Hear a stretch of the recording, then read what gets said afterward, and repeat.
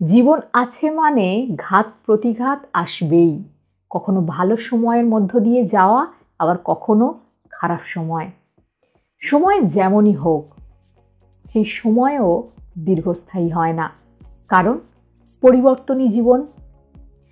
সময় যখন খারাপ যায়, তখন এমন কিছু মানুষের সম্মুখীন হতে হয় যারা অন্যের দুঃখ দেখে, অন্যের ব্যর্থতা দেখে খুব আনন্দ পায়, খুব উপভোগ করে কারোর খারাপ সময় দেখে।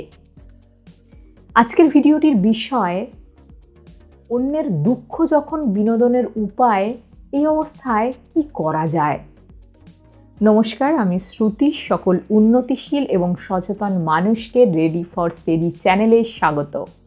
বিনোদনের অনেক উপায় আছে আমাদের কাছে, কিন্তু কোনো মানুষের খারাপ সময় দেখে, কোনো মানুষের কষ্ট দেখে মজা পাওয়া, আনন্দ পাওয়া, এটার অর্থ কী?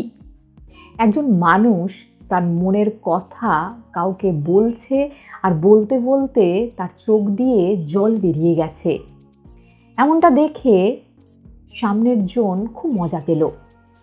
সে মনে মনে ভাবলো, কি এমন হয়েছে তার জন্য ওই মানুষটি বাচ্চাদের মতো কাঁদছে? তার তো এমন অবস্থা হয়নি। এই ভেবে সে খুব খুশি, মনে মনে হাসছে। সে অনেক সময় হাসি প্রকাশ পেয়ে যাচ্ছে। এই অবস্থায় যে মানুষটি তার কষ্টের কথা বলতে গিয়ে মজার পাত্র হলো, সে মনে করলো সে বোধহয় ভুল করে ফেলেছে মানুষটিকে তার মনের কথা বলে। আসলে যখন একজন মানুষ কারো দুঃখ কষ্টকে অনুভব করতে পারে না, তখন সেই মানুষটির মনের অবস্থা খুবই শোচনীয় হয়। কারণ সেই মানুষটি বুঝতেই পারে না সামনের জনের কষ্টের কথা, কি সমস্যা হয়েছে তার, কেন মানুষটি তার কাছে তার মনের কথা বলছে, কেন কাঁদছে, সেটা সে বুঝতেই পারে না। তার মন এতটাই চঞ্চল যে অনুভব করতে পারে না কাউকে। মনে হয় মানুষটি বিপদমুক্ত এবং অন্যকে দেখে হাসি পায়, অন্যের খারাপ সময় দেখে মজা পায়। আসলে ওই ব্যক্তিটির অবস্থা খুবই শোচনীয়। হতে পারে তার শরীরের সমস্যা আছে এবং মনের সমস্যা আছে। একজন মানুষ কখন অন্য একজন মানুষকে তার মনের কথা বলতে চায়, কখন তার আবেগ অন্য কাউকে শেয়ার করে? বিপদে পড়লে। হতে পারে মানুষটি আশ্রয় খুঁজছে, অথবা উদ্ধার হতে চাইছে, পথ খুঁজছে সমস্যা থেকে মুক্ত হওয়ার। এমন অবস্থা হলে কি করা যায়? যে মানুষটির সময় খারাপ যাচ্ছে, তার মন যেমন বিচলিত, তেমন যে মানুষটির সময় ভালো যাচ্ছে, তার মন খুবই চঞ্চল।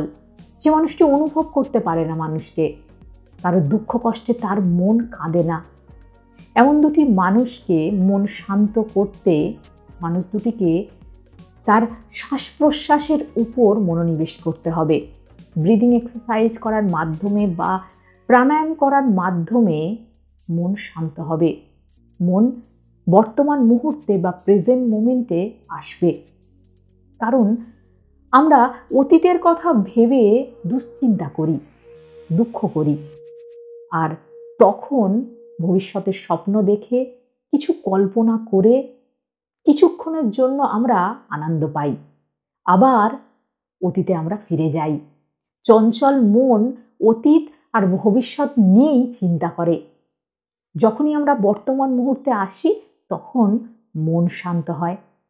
আর শান্ত মন নিজেকে দেখতে পায়। যে নিজেকে দেখতে পায়, নিজেকে বুঝতে পারে, সে অন্যকে বুঝতে পারে। তাহলে কার কাছে মনের কথা বলা যায়? যদি মনে হয় কাউকেই পাচ্ছি না যাকে বিশ্বাস করে মনের কথা বলা যায়, এমনটা যদি হয়, তাহলে কাউকেই বলো না। আগে এমন মানুষ খুঁজে বের করো যাকে বিশ্বাস করা যায়, যে তোমাকে অনুভব করতে পারে। তার কাছে তোমার আবেগ অনুভূতি প্রকাশ করো। বিশেষ করে যে বিষয়ে কথা বলছো সামনের জনকে, সেই মানুষটি যদি অভিজ্ঞ হয় সেই বিষয়ে, বহুদিন ধরে তার অভিজ্ঞতা থাকে বিষয়টি নিয়ে, এবং মানুষটি বিশ্বাসযোগ্য হয়, তোমার কথা শুনতে চায়, তোমাকে সাহায্য করতে চায়, তাহলে সেই মানুষটিকে মনের কথা বলতে পারো। সকলে খুব ভালো থেকো এবং সুন্দর শীতকালটা উপভোগ করো। প্রণাম।